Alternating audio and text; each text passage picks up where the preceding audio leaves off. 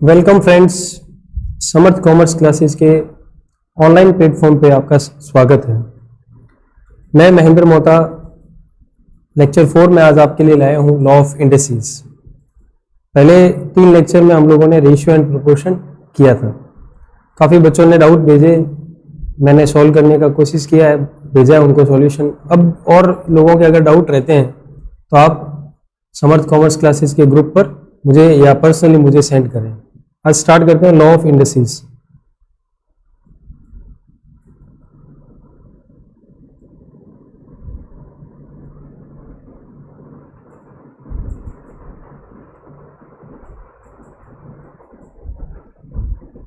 Law of indices क्या चीज़ है? हम लोग लिखते हैं ऐसे छोटी क्लासेस में जब हम थे तो हम यूँ करते थे 5 × 5 क्रॉस 5, तो 5 × 5 × 5 × 5 आंसर 625 जो भी है वो तो इसका सॉल्यूशन होगा। 5 × 5 × 5 × 5 को अगर मैं शॉर्ट फॉर्म में लिखना हो तो हम लोग इसको यूँ लिखते हैं 5⁴, क्योंकि हमने 5 को कितनी बार मल्टीप्लाई किया? 4 टाइम्स मल्टीप्लाई किया। ये सब आप लोग जानते हो। तो ये जो 5⁴ है, इस फॉर्म में ये जो 4 है, जो ऊपर 4 दिख रही है आप लोगों को, इस 4 को इंडेक्स बोला जाता है, जिसको हम लोग जनरल लैंग्वेज में, हमारी लैंग्वेज में क्या बोलते हैं? पावर। ठीक है। ये जो 5 है जिसको हमने बार बार मल्टीप्लाई किया है वो है बेस। इसका मतलब है कि 5 बेस है जो कितनी बार मल्टीप्लाई किया गया है? 4 टाइम्स मल्टीप्लाई किया गया है। ठीक है, इसको हम बोलते हैं 5⁴। ठीक है, ये 5 बेस है और 4 इसकी इंडेक्स, पावर, एक्सपोनेंट, आप जो भी वर्ड यूज करना चाहें वो यूज करें। हम लोग जनरली पावर ही यूज करते हैं।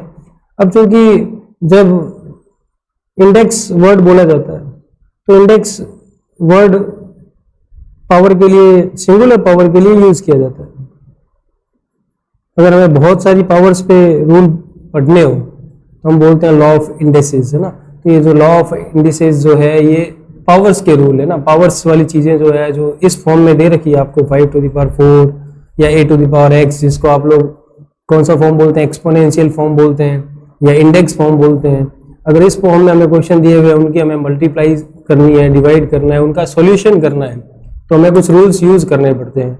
वो जो रूल्स हम यूज करते हैं उनको हम लॉ ऑफ इंडिसेस बोलते हैं। ठीक है, तो लॉ ऑफ इंडिसेस में बहुत जनरल रूल्स हैं जो आपने बहुत छोटी क्लासेस में पढ़े हैं। तो पहले एक बार रूल्स बताता हूँ मैं।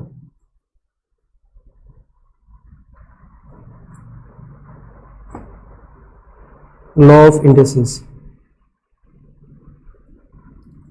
मान लीजिए आपके सामने ऐसा कोई केस आता है कि a⁴n × a⁴n ×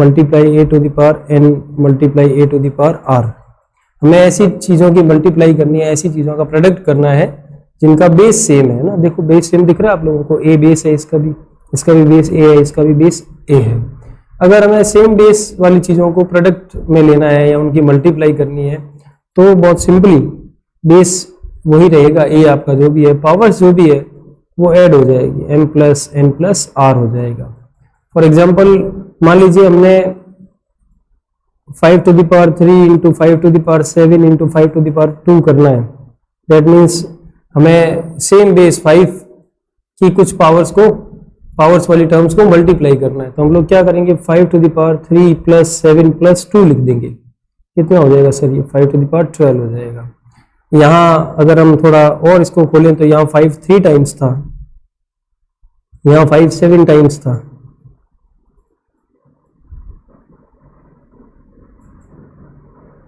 और यहाँ पे 5 2 टाइम्स था।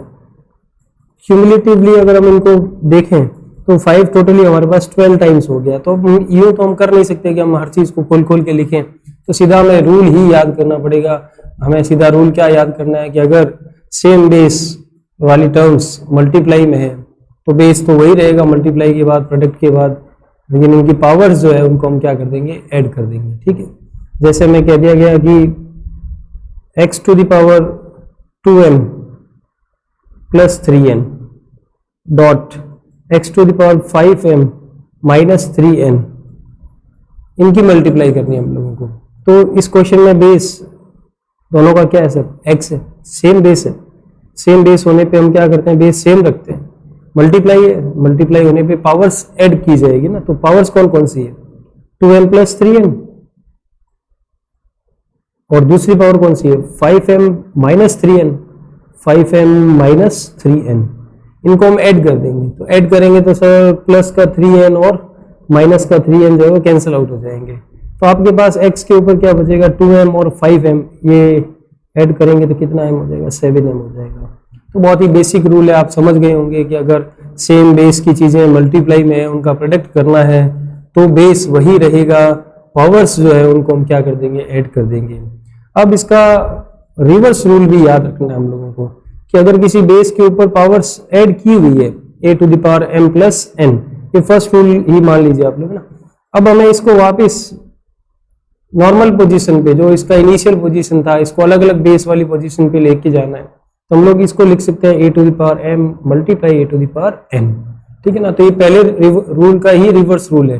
पहला रूल कहता था कि अगर मल्टीप्लाई है तो पावर्स ऐड हो जाएगी, और रिवर्स रूल में अगर पावर्स ऐड की हुई है कि बेस पर तो वापस वो मल्टीप्लाई में चली जाएगी। जैसे हमें क्वेश्चन मिल जाए 7 to the power a plus 2 है, तो हम इसको क्या लिख सकते हैं 7 to the power a into 7 to the power 2, जिसको आप लिख सकते हैं, ये हो गया आपका 49 है ना, 49.7 टू द पावर a, ये इसका आंसर हो जाएगा। तो पहला रूल आप दो तरह से याद रखें, a to the power m into a to the power n is equal to a to the power m plus n, powers add होगी। और दूसरा अगर इसका रिवर्स रूल यूज करें कि अगर आपको एक ही बेस पे दो पावर्स या ज्यादा पावर्स एडिशन की फॉर्म में दी हुई है तो आप इसको अलग अलग कर सकते हैं, आप इनको मल्टीप्लाई की फॉर्म में लिख सकते हैं। सेकंड रूल पे आते हैं। सेकंड रूल, हम जैसे एडिशन, अगर मल्टीप्लाई थी तो हमने एडिशन किया, अगर मान लीजिए सेम बेस के दो टर्म डिवाइड की फॉर्म में या रेशियो की फॉर्म में, तो आप इसको ऐसे लिख सकते हैं a to the power m minus n, subtract हो जाएगी। ये जो पावर्स है, ये जो इंडाइसेस है, इनकी ये सब्ट्रैक्ट हो जाएगी। a to the power m divided by a to the power n equals to a to the power m minus n। Example ले लेते हैं, एक simple example, x to the power 17 divided by x to the power 13, तो क्या बचेगा sir आपके पास x to the power 17 minus 13, finally हमारे पास बचेगा x टू द पावर 4, ठीक है। 5 to the power 4 divided by 5 to the power 3, तो हमारे पास बचेगा 5 टू द पावर 1, क्योंकि 4 माइनस 3 कितना होता है 1 होता है। आप अगर खोल के करना चाहें इसको अच्छे से तो 5 4 टाइम है ऊपर, 4 टाइम्स नीचे, 5 3 टाइम्स है ना, तो 3 टाइम्स ये कैंसिल आउट हो जाएगा, तो हमारे पास एक ही बार बचेगा 5 टू द पावर 1। लेकिन हमें इन पे टाइम ज्यादा स्पेंड नहीं करना है, हमें सीधा रूल याद रखना है कि अगर सेम बेस की दो टर्म्स डिवाइड की फॉर्म में है तो पावर्स सब्ट्रैक्ट कर दी जाएगी। इसका रिवर्स भी याद रखो,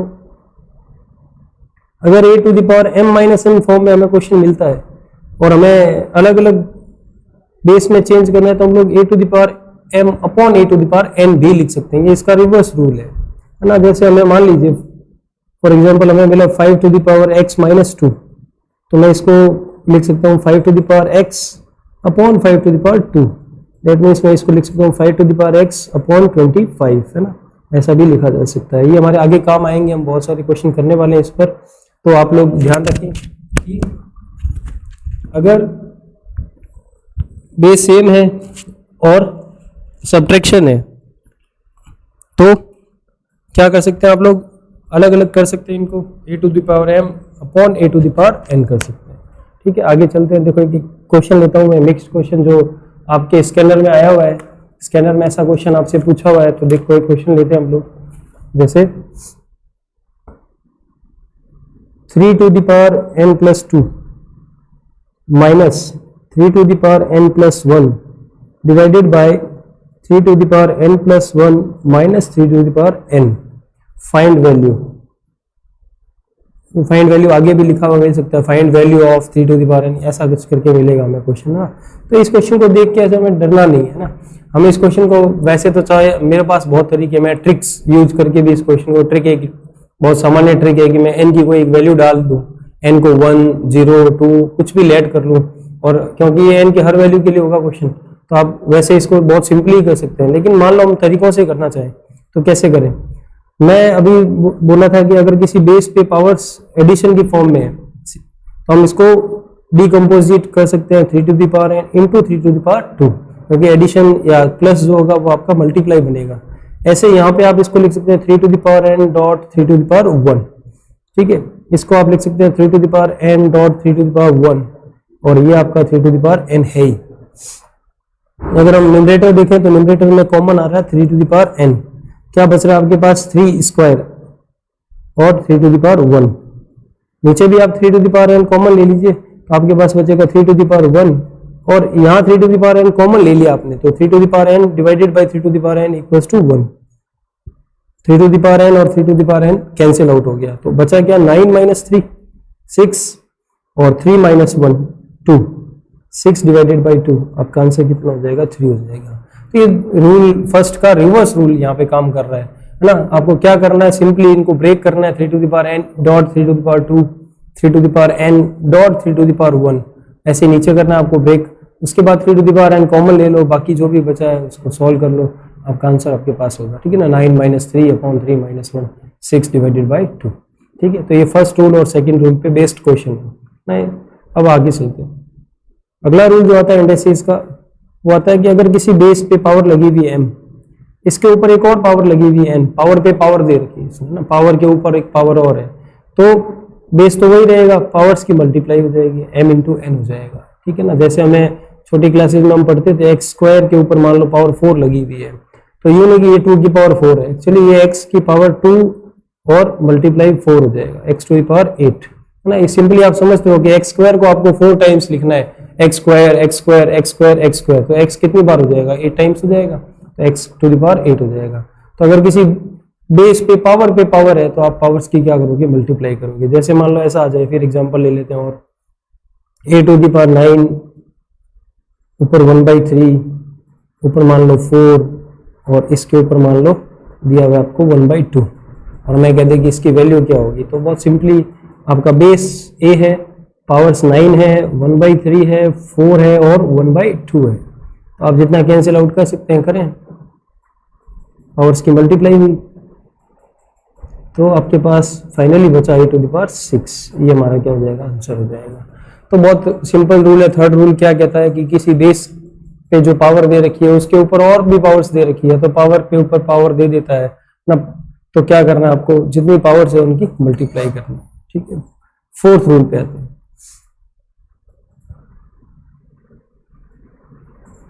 कोई बेस है, इसके ऊपर पावर 0 दे रखी है, बेस विद 0 पावर है ना, बस बेस 0 नहीं होना चाहिए, क्योंकि 0 टू द पावर 0 जो होती है 0 टू द पावर 0 वो इनडिटर्मिनेट फॉर्म बन जाता है। तो बेस, कोई बेस है जिसके ऊपर 0 पावर दे रखी है आपको, तो any base with power 0 is equal to 1 है ना, बेस क्या नहीं होना चाहिए, 0 नहीं होना चाहिए आपको। ठीक है, तो किसी भी बेस पे 0 पावर दे रखी है तो उसका वैल्यू कितना होगा, हमेशा 1 के इक्वल होगा। जैसे हमें यूं कह दिया जाए कि 5 to the power 0 plus 2 to the power 0 minus 3 to the power 0 कितना होगा, तो सर ये 1 होगा, ये 1 होगा और ये भी 1 होगा, तो 1 प्लस 1 माइनस 1 होगा, तो कितना होगा सर 1 होगा। ठीक है, तो ये हम लोग कर सकते हैं। और एक क्वेश्चन लेते हैं, x to the power a minus b dot x to the power b minus c dot x to the power c minus a, आपकी बुक में दिया हुआ ऐसा क्वेश्चन। तो अब इसको हमें सॉल्व करना है ना, क्या करें, पहला रूल देखें। पहला रूल क्या कहता है, अगर बेस सेम है और मल्टीप्लाई है तो पावर्स क्या हो जाएगी, ऐड कर देंगे पावर को, तो पावर्स को ऐड करते हैं। पावर कौन कौन सी है, a माइनस बी पहली पावर, दूसरी पावर b माइनस सी और तीसरी पावर c माइनस ए, सॉरी यहाँ प्लस करना है, प्लस c माइनस ए, तीनों पावर्स को हम ऐड कर देते हैं। ऐड करने पे माइनस बी और प्लस बी कैंसिल हो जाएंगे, माइनस सी प्लस सी कैंसिल हो जाएगा, प्लस का a और माइनस का a भी कैंसिल हो जाएगा, x टू द पावर 0 बचेगी। और अब अभी हमने पढ़ा है any base with power 0 is equal to 1, कितना होगा 1 आंसर हो जाएगा। ऐसे बहुत सारे क्वेश्चन होंगे हमारे इंडेक्सेस में जिसमें आंसर जो है x टू द पावर 0 या फाइनली किसी बेस की पावर 0 बचेगी जो किसके इक्वल होगा, 1 के इक्वल होगा। ऐसा क्यों होता है ये सब, हालांकि हमें क्यों की तह में नहीं जाना है, लेकिन फिर भी 5 to the power 3 upon 5 to the power 3 है। ठीक है, मान लो हमें अभी एक बार इंडेक्सेस हमने पढ़ा नहीं है, इंडेक्सेस जो है वो हमने रूल नहीं पढ़े, तो रूल नहीं पढ़े तो 5 टू द पावर 3 जो है 125 होती है, और ये भी 5 टू द पावर 3 है, ये 125 होती है। इनका सॉल्यूशन मैथ्स कहती है कितना होगा, 1 होगा। सेम नंबर में आप सेम नंबर का डिवाइड करते हैं तो 1 ही आता है ना, तो 125 डिवाइडेड 125 1 हो जाएगा। लेकिन अब हमने इंडेक्सेस पढ़ लिया है, रूल नंबर सेकंड कहता है, हमारा सेकंड रूल कहता है कि बेस सेम होने पे पावर सब्ट्रैक्ट की जाती है। तो पावर सब्ट्रैक्ट करेंगे तो 5 की पावर 0 बचेगी। और अभी हमने इसका सॉल्यूशन देखा ये किसके इक्वल है, 1 के। तो एनी, अब ऐसा कोई भी क्वेश्चन होगा जिसमें ये दोनों नंबर सेम होगी तो आंसर आपका पावर का 0 आएगा, लेकिन फाइनल आंसर आपका कितना आएगा, 1 आएगा। तो हम यूँ बोल सकते हैं कि any base with power 0 equal to 1। लेकिन शर्त क्या है कि आपका ए क्या नहीं होना चाहिए, 0 नहीं होना चाहिए। क्यों? क्योंकि 0 टू द पावर 0 जो है वो इनडिटर्मिनेट है, उसको हम डिटरमाइन नहीं कर सकते। करें आगे। तो ये 4th रूल है कि any base with power 0 is equal to 1। अब आते हैं 5th रूल पे।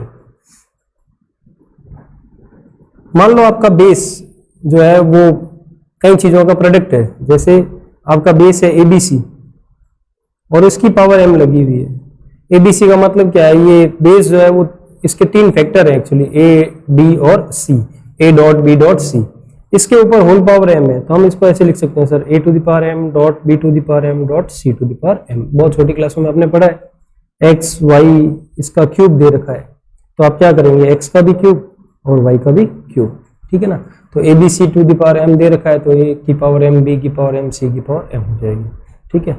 जैसे मैं कह दे x square y 4 whole power 1/2, तो क्या करेंगे, x स्क्वायर की भी पावर 1/2 और y4 की भी पावर 1/2। x स्क्वायर की पावर 1/2 करोगे तो x बचेगा, खाली x की पावर 1 बचेगा जो x होता है, और यहाँ y2 बचेगा। तो हमारा फाइनल आंसर क्या हो जाएगा, xy स्क्वायर, ठीक है। तो बहुत जनरल रूल है। क्या रूल है कि आपका अगर बेस कई चीजों का प्रोडक्ट है, कई फैक्टर्स का प्रोडक्ट है, तो वो जो पावर है ना वो सब पे अलग अलग जाएगी ना। जैसे आपको कह दे 10 टू द पावर m क्या होती है, तो 10 टू द पावर m को आप 10 को आप लिख सकते हैं 2 into 5, इसकी पावर m, तो 2 की पावर m और 5 की पावर m। तो 10 to the power m is equal to 2 to the power m dot 5 to the power m। जब हम बड़े क्वेश्चन करेंगे तो बड़े क्वेश्चन में 10 टू द पावर m को आपको ऐसे लिखना नहीं है 2 into 5 to the power m, फिर अगले स्टेप में 2 to the power m dot 5 to the power m, ये बहुत आपका टाइम ले लेगा क्वेश्चन। अब आप 6 टू द पावर n है तो आप सीधा समझते हैं 6 के फैक्टर 2 into 3 है, तो आप इसको सीधा लिखें 2 to the power n dot 3 to the power n, है ना, ऐसा लिखेंगे। तो ये रूल बहुत काम आएगा जब हम क्वेश्चन करेंगे, ठीक है। नेक्स्ट पे आते हैं, एक क्वेश्चन ले ही लेते हैं, चलो हम इसका।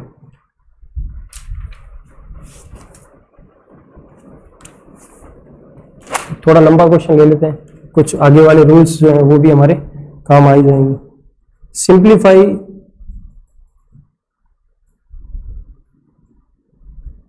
2 to the power m plus 1 dot 3 to the power 2m minus n dot 5 to the power m plus n dot 6 to the power n divided by 6 to the power m dot 10 to the power n plus 2 dot 15 to the power m।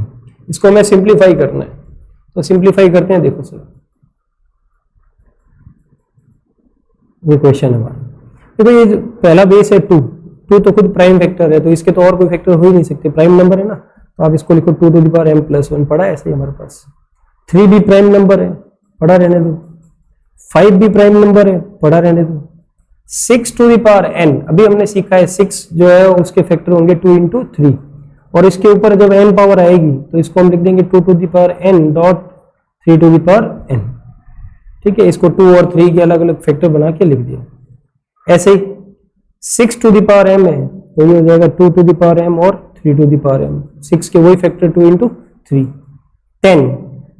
10 अगर आपका base है तो इसके factor अगर हम देखें तो क्या फैक्टर होंगे इसके, 2 into 5, तो इसको मैं लिख दूं 2 की power n plus 2 dot 5 to the power n plus 2 ना। समझ गए होंगे आप लोग, 10 को मैंने 2 into 5 लिखा और ऊपर वाली पावर n प्लस 2 दोनों पे लगा दी। 15 के फैक्टर 3 into 5 होते हैं, तो मैं इसको 3 टू द पावर m और 5 टू द पावर m लिख देता हूँ। इससे अब हमारा जो क्वेश्चन है वो प्राइम फैक्टर्स के बेस पे आ गया ना, प्राइम नंबर्स आ गए ना। अब आते हैं हम रूल नंबर 1 और रूल नंबर 2 का हम यूज करते हैं। एक बार बेस 2 पे ध्यान देते हैं हम लोग। बेस 2 कहाँ पर है, 1 2 3 और 4 जगहों पे। देखो ऊपर न्यूमरेटर में बेस 2 पर n प्लस 1 पावर है और n पावर है, ये तो ऐड होगी। हमने पढ़ा है कि अगर मल्टीप्लाई हो, इनके बीच में मल्टीप्लाई का साइन है तो पावर्स ऐड हो जाएगी। तो ऐड करते हैं m प्लस 1 प्लस n, इन दोनों पावर्स को ऐड कर दिया। अब ये जो 2 टू द पावर m और ये n प्लस 2 है, ये डिवाइड में दे रखी है, डिनोमिनेटर में दे रखी है। जब ये ऊपर जाएगी तो ये सब्ट्रैक्ट होगी, तो सब्ट्रैक्ट कर देते हैं यहीं पे। देखो सब्ट्रैक्ट करते टाइम ध्यान रखना है कि ये n+2 जो है ना, इसका साइन चेंज हो जाएगा, -n और -2 हो जाएगा। तो ये 2 का पूरा हिसाब हो गया हमारे लिए, ठीक है। अब हम आते हैं 3 पर। 3 अगर न्यूमरेटर में देखें तो 3 दो जगहों पे है, एक यहाँ पे और एक यहाँ पे। तो ऊपर वाले प्लेस पे 3⁻²m -n और ये वाला n ऐड हो जाएगा क्योंकि मल्टीप्लाई है इनके बीच में। अब ये जो 3 की पावर्स है ये ऊपर जाके सब्ट्रैक्ट हो जाएगी, तो सब्ट्रैक्ट कर दीजिए सर, m और m, ये दोनों m सब्ट्रैक्ट हो गए। अब आते हैं 5 पे। 5 टू दी पावर ऊपर है n+n और 5 की पावर है n+2, ये जब ऊपर जाएगी तो सब्ट्रैक्ट होगी, n-2 हो जाएगी और ये m ऊपर जाके सब्ट्रैक्ट हो जाएगा तो ये भी m हो जाएगा। अब फाइनल हिसाब करते हैं सबका। 2 to the power m positive m negative, n positive n negative, cancel out हो गए, 1 - 2 बचा, 1 - 2 यानी एक बार -1 बच गया। ये अभी हमने माइनस का रूल किया नहीं, लेकिन मैं अभी एक बार लिख देता हूँ। 3 की पावर यहाँ पे 2m है और यहाँ पे भी 2m है, तो ये कैंसिल हो गए, ये n और n भी कैंसिल हो गए, 3 to the power 0। 5 to the power हमारे पास एक पॉजिटिव m और एक नेगेटिव m है, एक पॉजिटिव n और एक नेगेटिव n है, कट गए सारे, -2 बचा हमारे पास। अभी फिलहाल मैं आगे जो अगला रूल लेने वाला हूँ वो नेगेटिव पावर का ही लेने वाला हूँ। अभी फिलहाल अगर आप इतना ही छोड़ना चाहें तो इतना छोड़ सकते हैं, अदरवाइज आगे हम पढ़ेंगे कि किसी बेस पे अगर नेगेटिव पावर हो तो उसको रेसिप्रोकल फॉर्म में लिख देते हैं हम, 1/2 कर देते हैं। ये 2 की पावर -1 है ना, इसको पॉजिटिव बनाने के लिए 1/2 लिख दिया जाता है। ये 1 होता ही है, हमें पता है, बेस 0 होने पे। और ये भी नेगेटिव पावर का है तो इसको भी हम डिनोमिनेटर में भेज देते हैं ऐसे, तो 1/2 × 1 × 1/25, फाइनली हमारा आंसर 1/50 हो जाएगा। अभी आप लोग इस क्वेश्चन को एक बार आंसर आप इतना ही माने, है ना, कारण कि अगला रूल जो है ना वो भी मैंने समझाया नहीं आप लोगों को, अब समझाऊंगा तब आप ये जो चीज़ है ये समझ पाएंगे। एक बार आप आंसर इतना ही रख लें, ठीक है। चलते हैं नेक्स्ट पे मूव करते हैं। इतना लंबा क्वेश्चन है, हालांकि कम पूछे जाते हैं ऐसे क्वेश्चन, लेकिन फिर भी प्रैक्टिस के लिए क्वेश्चन जरूरी होते हैं। तो इस क्वेश्चन में क्या करना है आपको, अलग अलग जो बेस दे रखे हैं जिनके आप फैक्टर कर सकते हो, उन फैक्टर्स करने वाले बेसिस के आप फैक्टर कर दीजिए और उसके बाद फाइनली 2, 3 और m5 जब बचे आपके पास तो 2 की सारी पावर्स जो है वो एक जगह पे कलेक्ट कर लीजिए। जो ऊपर पावर्स है वो तो ऐड हो जाएगी और जो डिनोमिनेटर से आप ऊपर लेके जाएंगे वो उनका साइन चेंज हो जाएगा। ऐसे 3 पे जो भी पावर्स है आप ऊपर ले जाइए, ऊपर ले जाके जो भी प्लस माइनस होता है वो कर दीजिए और 5 पे जो पावर्स है उनको भी आप ऐड और कर दीजिए, ठीक है। आगे चलते हैं हम, एक और एग्जाम्पल लेते हैं हम।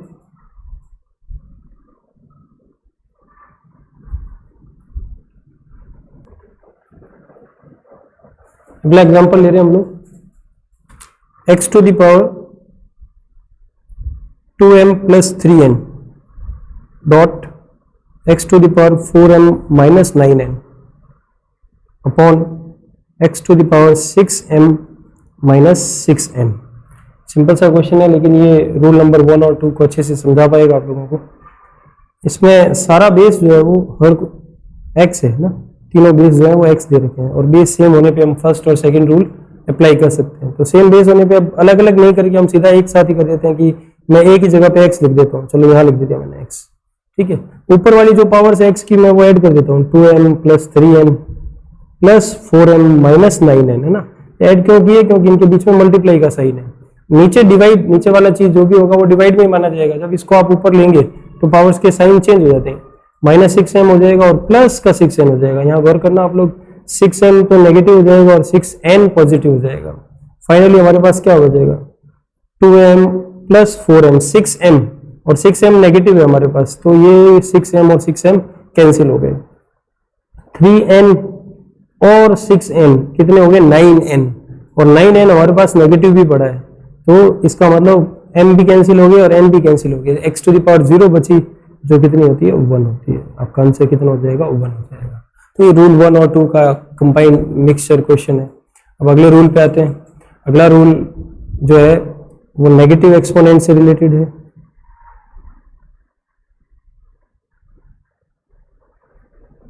अगर पावर नेगेटिव हो, हालांकि मैंने उस क्वेश्चन में आपको बताया था थोड़ा सा, पावर नेगेटिव हो, मान लो x के ऊपर नेगेटिव पावर है, माइनस का m है, तो अगर इसको हमें पॉजिटिव पावर में चेंज करना है तो अगर ये न्यूमरेटर में है तो हम इस चीज पूरे को डिनोमिनेटर में भेज देंगे, यूं नहीं खाली m को ही भेज दें, है ना, पूरे ही x to the power minus m को आप लिख सकते हैं 1 upon x to the power m, क्योंकि इनकी मल्टीप्लाई करने पे, इन दोनों की मल्टीप्लाई करने पे x टू द पावर 0 बनेगी, जो कितना देगा आपको 1 देगा।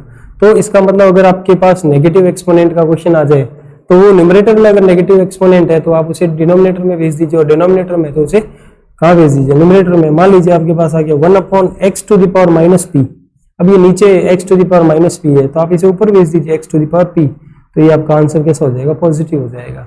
तो पॉजिटिव एक्सपोनेंट लानी हो तो रेसिप्रोकल कर देते हैं, हमारी भाषा में हम यूं बोलते हैं कि न्यूमरेटर वाली चीज को डिनोमिनेटर में पूरा ही भेज देते हैं और डिनोमिनेटर वाली चीज को न्यूमरेटर में पूरा ही भेज देते हैं। जैसे मान लो हमें कह दे कि चेंज इनटू पॉजिटिव एक्सपोनेंट्स,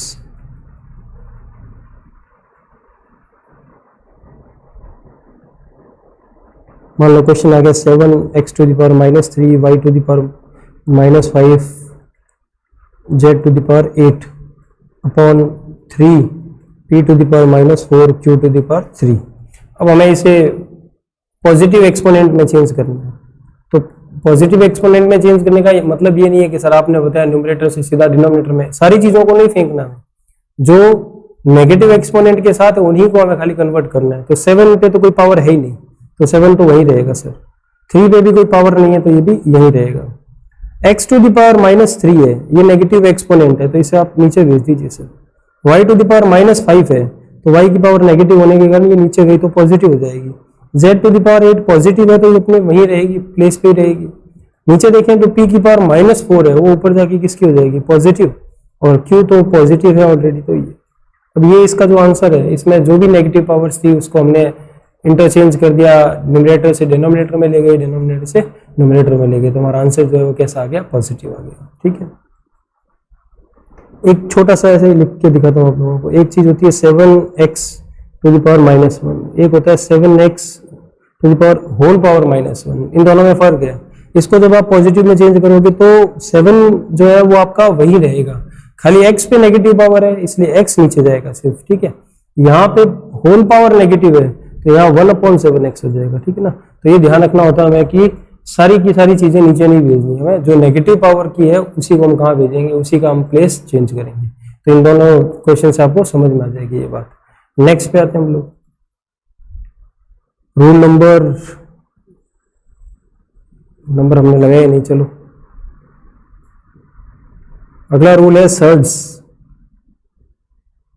ना, हम रूट्स भी बोल सकते हैं, सर्ड्स या रूट्स। अगर आपकी पावर रूट की फॉर्म में दे रखी है आपको, जैसे मान लो यूं दे दिया हमें रूट a, तो अंडर रूट a है, तो अगर अंडर रूट के बाहर कुछ भी मेंशन नहीं किया हुआ है तो हम इसको स्क्वायर रूट ऑफ a पढ़ेंगे, और जब भी किसी नंबर का स्क्वायर रूट करते हैं तो उसकी पावर हाफ हो जाती है, वो नंबर हाफ नहीं होगी, उसकी पावर हाफ हो जाएगी। ठीक है, जैसे हमें यूं कह दिया जाए रूट 5, तो हम लोग कहते हैं 5 टू द पावर हाफ। ठीक है, रूट 25, ये 25 टू द पावर हाफ होगी, और हम जानते हैं कि 25 जो है वो किसका स्क्वायर होता है, 5 का स्क्वायर होता है। 5 स्क्वायर की पावर हाफ करोगे आप तो स्क्वायर और हाफ कैंसिल होके कितनी बन जाएगी, 5 बन जाएगी। तो the under root of 25 is 5, हमें पता है, हम तो सीधा ही कर सकते थे, लेकिन अगर हम इंडाइसिस के फॉर्म में करें तो हमें ऐसे करना पड़ेगा इसको। नेक्स्ट पे आते हैं,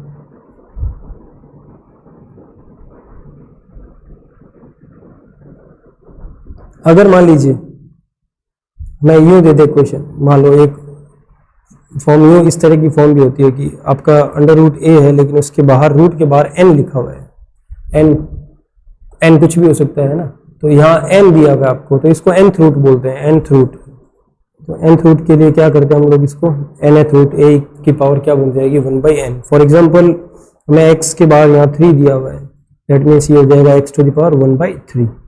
ठीक है, अगर हमें मान लीजिए x टू द पावर 6 के बाहर 3 दिया हुआ है तो हम इसको क्या लिखेंगे, x to the power 6 to the power 1/3, तो क्या हो जाएगा, x स्क्वायर हो जाएगा। यानी ये x की पावर 6 का थर्ड रूट निकालना था हमें, तो x की पावर 6 जो थी उसका थर्ड रूट x स्क्वायर हो जाएगा, क्यूब रूट जिसको हम लोग बोलते हैं। तो हमसे किसी भी तरह का वो रूट करवा सकता है, जैसे मान लो हमें कह दे x8 y4 और z3, इसका फोर्थ रूट फाइंड कीजिए, तो 4th रूट कैसे फाइंड करेंगे, x8 y4 z3 इसकी होल पावर हो जाएगी 1/4।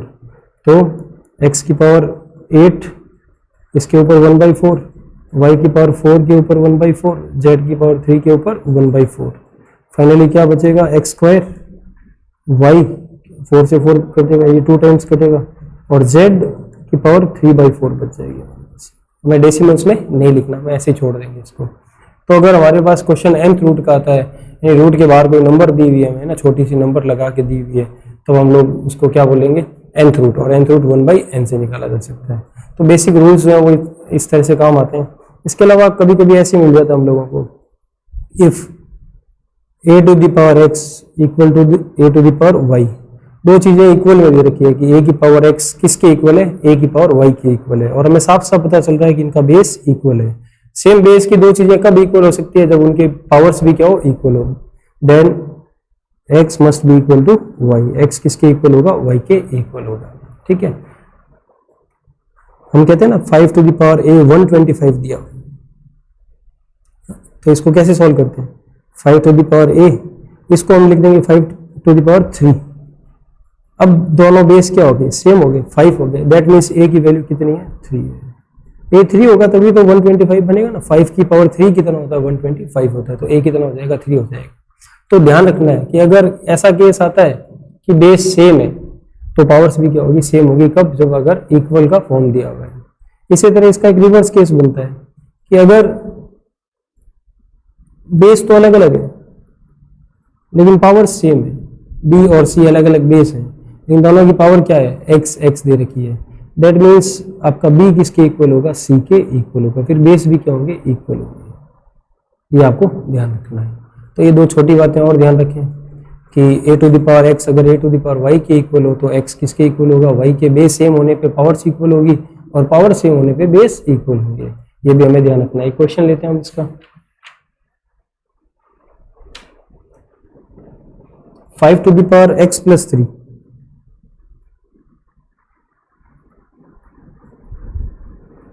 इक्वल टू, दे रखा हमें 25 to the power 3x minus 4। Find value of x, x की वैल्यू क्या होगी। तो क्या करते हैं सब, बेस सेम बनाते हैं। ये वाला बेस तो कुछ करने लायक नहीं है, 5 है, तो इसको सेम बनाते हैं।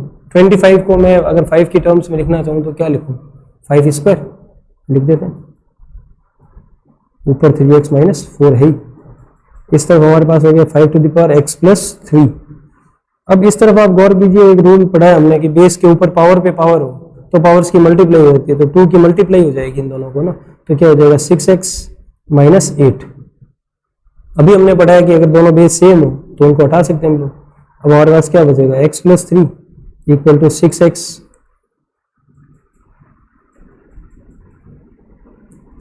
माइनस 8। अब x की वैल्यू निकालना आप जानते हैं, x minus 6x equal to minus 8 minus 3, कितना बचेगा, minus 5x equal to minus 11, x equal to 11/5। Negative negative positive हो जाएगा, तो x की आपकी वैल्यू जो है वो 11/5 हो जाएगी। तो इस तरह का क्वेश्चन जब आता है हमारे पास तो हम क्या करते हैं, बेस को सेम बनाने की कोशिश करते हैं, और बेस सेम बन जाएगा, कन्वर्टेबल बेस आएगा कि 5, 25, 125 इसी तरह का कोई बेस आएगा, तो आप लोग कर सकते हैं इसको। एक और क्वेश्चन लेते हैं इसी तरह का,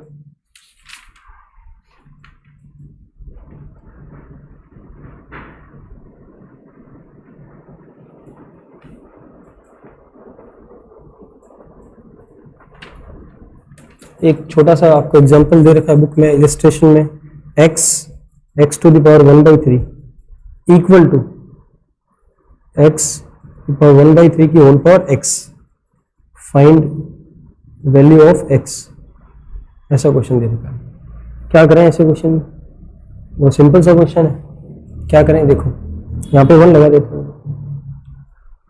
अब यहाँ पे दो बेस सेम है, यहाँ पर भी x और यहाँ पर भी x है, बेस सेम है और मल्टीप्लाई है तो पावर्स ऐड हो जाएगी, तो कर दो सर, 1 और 1/3 ऐड हो जाएंगे। यहाँ पे पावर है, पावर पे पावर होने पे आप क्या करते हैं, मल्टीप्लाई कर देते हैं, तो 1/3 की आप x से मल्टीप्लाई करोगे तो 1/3 x हो जाएगा। इधर हम करते हैं 1 में 1/3 ऐड, तो 1 में 1/3 ऐड करने पे 4/3 आता है। सबको पता ना, एलसीएम लेके आप लोग कर सकते हैं इसको। ये हो जाएगा आपका x की पावर 1/3x। अब दोनों बेस सेम है, बेस सेम होने पे पावर्स भी क्या होगी, सेम होगी। 4/3 इक्वल टू 1/3x। ठीक है, क्या आएगा, 3 से 3 कैंसिल कर दो, x इक्वल टू 4। x का वैल्यू कितना हो जाएगा, 4 हो जाएगा। तो एक बार देख लें इस क्वेश्चन को, आप लोग आपके इलस्ट्रेशन में दे रखा है। यहाँ x dot x to the power 1/3 था, यहाँ x टू द पावर 1/3 और उसके ऊपर x दिया हुआ था। तो ये दो power base same base multiply में थे, हमने पावर्स ऐड कर दी। यहाँ पे पावर थी तो पावर्स की मल्टीप्लाई कर दी। अब यहाँ हो गया x की पावर 4/3, यहाँ हो गया x की पावर 1/3x। बेस सेम होने पे आप मान लो कैंसिल हो गए बेस। ठीक है, तो आपके पास बचा 4/3 इक्वल टू 1/3x। 3 से 3 और कैंसिल कर दो तो x आपका कितना रह जाएगा, 4 रह जाएगा। तो इस तरह के क्वेश्चन आप लोग आराम से कर सकते हैं। ठीक है, नेक्स्ट करते हैं।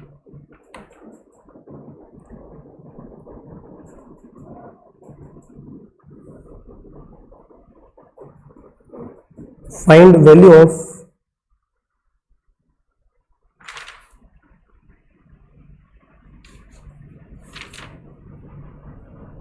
Three to the power 19 plus n dot 27 to the power 2n minus 7 divided by 3 to the power 7n। ये फर्स्ट सेकंड रूल का क्वेश्चन है, आप आराम से कर सकते हैं। इसको ऐसे ही पढ़ा रखते हैं, कारण कि ये बेस जो है इसका 3 है, इसको आप और कन्वर्ट नहीं कर सकते। 27 को आप क्या लिख सकते हैं, 3 रेज 3 की पावर 3 लिख दें। इसके ऊपर 2n माइनस 7 ऑलरेडी है ही, और नीचे हमारे पास है 3 टू द पावर 7n लिख दिया सर। ऊपर क्या हो गया देखो, ये तो ऐसे ही पढ़ा है, ये हो गया 3 की पावर 6n ना, मल्टीप्लाई 3 की पावर्स की, तो 6n माइनस 21, 3 2 6n और 7 3 21 upon 3 to the power 7n। अभी मैंने आपको बताया अगर बेस सेम हो तो मल्टीप्लाई जो है वो तो पावर्स जुड़ जाएगी ना, तो 19 plus n plus 6n minus 21, इनका तो साइन चेंज होगा नहीं, लेकिन ये नीचे से 7n ऊपर भेज रहे हैं तो वो किसका हो जाएगा, माइनस का हो जाएगा। सर करते हैं n प्लस का और 7n माइनस का, ये 6n और पॉजिटिव है सॉरी, तो 7n और 7n, n खत्म हो जाएगा, 0 बचेंगे ना, n की ये तीनों पावर्स आपस में कैंसिल हो गई। 19 माइनस 21 बचा तो कितना होता है, -2। फाइनली हमारे पास बचा 3 की पावर -2। अभी हमने पढ़ा है कि अगर किसी पे नेगेटिव एक्सपोनेंट आती है तो उसे हम रेसिप्रोकल फॉर्म में लिख देते हैं 1/3 की पावर 2, क्या आ जाएगा 1/9। तो आंसर इज 1/9, इसका आंसर 1/9 हो जाएगा। तो आप लोग कर सकते हैं इसको, बहुत आसान सही है। अब एक बार शॉर्टली रिवाइज करते हैं हम लोग कि हमने क्या क्या किया है। हमने पढ़ा है कि अगर बेस सेम है और मल्टीप्लाई है तो पावर्स ऐड हो जाएगी। इसका रेसिप्रोकल रूल भी आपको याद रखना है, उसका रिवर्स रूल भी आपको याद रखना है कि अगर पावर्स ऐड है तो आप उसको मल्टीप्लाई की फॉर्म में लिख सकते हैं। अगर बेस सेम है और डिवाइड का साइन है तो आपका आंसर क्या हो जाएगा, a to the power m minus n। और अगर a to the power n minus n form में क्वेश्चन है तो आप इसको इस फॉर्म में भी लिख सकते हैं, a to the power m upon a to the power n। Third हमने पढ़ा कि बेस पे पावर दे रखी है तो आपका पावर्स जो है वो मल्टीप्लाई में आ जाएंगे, ये थर्ड रूल पढ़ा था। फोर्थ हमने पढ़ा कि अगर कोई बेस है जिसकी पावर 0 है तो वो हमेशा किसके इक्वल होगी, 1 के। शर्त क्या थी कि a क्या नहीं होना चाहिए, 0 नहीं होना चाहिए। फिफ्थ हमने पढ़ा कि अगर आपका बेस जो है वो कंबाइंड बेस है, 2 चीज़ों से बना है, 3 चीज़ों से बना है, तो आप इसको अलग अलग कर सकते हैं, a to the power m upon dot b to the power m। ठीक है। सिक्स्थ हमने पढ़ा था कि अगर नेगेटिव पावर आ गई, एक्सपोनेंट नेगेटिव है, तो आप उसका रेसिप्रोकल कर दीजिए, उसे नीचे भेज दीजिए, पूरे को, है ना, बेस सही थी नीचे भेजना है, और अगर नीचे नेगेटिव पावर तो वो ऊपर आके कैसी हो जाएगी, पॉजिटिव हो जाएगी। फिर हमने पढ़ा था कि सर अगर नॉर्मल रूट आ गया जिसको आप स्क्वायर रूट बोलते हो तो पावर हाफ हो जाती है। √3 को हम 3 की पावर हाफ बोलेंगे, √5 को हम 5 की पावर हाफ बोलेंगे ना, तो √a equals to a to the power half. लेकिन ये अगर a का m रूट हो, mth रूट हो, तो हम इसको लिखेंगे a to the power 1/m, है ना, ये हमने पढ़ा था। इसके अलावा हमने पढ़ा कि अगर दो बेस सेम है और इक्वल टू का साइन है ना, तो ये कैंसिल हो जाएगा, x किसके इक्वल हो जाएगा, y के इक्वल हो जाएगा। और इसका रेसिप्रोकल की अगर बेस तो सेम नहीं है लेकिन पावर्स क्या है, सेम है, तो पावर्स कैंसिल हो जाएगी, आपका बी किसके इक्वल आ जाएगा, सी के इक्वल आ जाएगा। तो ये एक बार छोटे छोटे 9 रूल्स हैं, और भी आप बना सकते हैं रूल्स। 9 रूल्स हैं जो आपको एक बार पढ़ने पड़ेंगे, ठीक है। आप अच्छे से इनको पढ़िए, 9 रूल्स की प्रैक्टिस कीजिए। उसके बाद आप चैप्टर फर्स्ट सी जो है उसके कुछ छोटे क्वेश्चन जो हैं वो आप अटेम्प्ट कर सकते हैं ना। फर्स्ट सी में आप लगभग 10-15 क्वेश्चन जो है वो आप आराम से कर सकते हैं। नेक्स्ट वीडियो में जो हम इंडिसेस के अच्छे क्वेश्चन, जो लंबे क्वेश्चन है, उनको हम लेंगे, ठीक है। और अगले लेक्चर तक हम इंडिसेस जो है वो खत्म कर देंगे। तो thank you very much. Practice कीजिए खूब, आप रूल्स पढ़िए, रूल्स पढ़कर फिर क्वेश्चंस में जाइए, कुछ एग्जांपल्स कीजिए, इलस्ट्रेशंस कीजिए, उसके बाद आप चैप्टर में जाइए, चैप्टर के कुछ क्वेश्चन कीजिए, ठीक है। अगला लेक्चर जो होगा वो इंडिसेस का लास्ट लेक्चर होगा। Thank you very much.